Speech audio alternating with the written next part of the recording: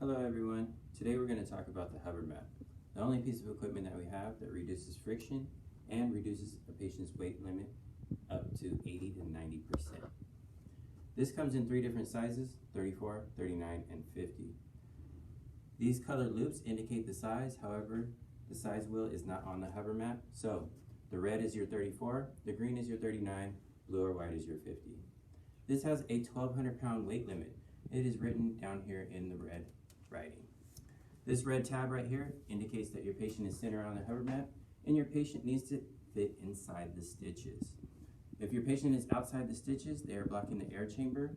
That's where you get that lean going to one side. The stitches go all the way up to the top.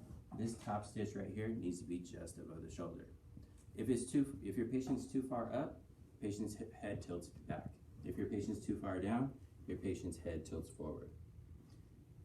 When inflating, you want to make sure that you clamp your patient in first and leave this nice and loose.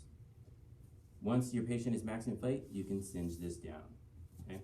This is single patient, multiple use. However, when your patient discharges, you want to make sure that you burrito this up and put it into a striker bin. You can use this on a patient that has a suspected spinal injury. However, first you want to make sure you stabilize that spinal injury, whether it's C-collar or back brace. And you want to use the adjustable inflation, this button right here.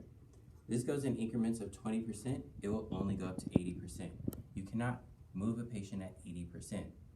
However, this button right here, you have to press it 4 times to get to 80%. And a good indication will be this flashing green light that will let you know that you've pressed it 4 times. It will flash 4 times. The next button over is pretty much your standby button. That's pretty much your off button. Then you have a green button and a brown button. These are your max inflate buttons. However, there is 2 numbers above each button as an indication of the size of your hover mat. That's written right here. So you want to match the number, not the color, when it comes to the hover max inflation. As you can see, the green button has a 28 and a 34. We do not carry the 28, we do carry the 34. And the brown button has a 39 and a 50. As you can see, my hover mat has a 39 indication, and the brown button is a 39. So don't match the color.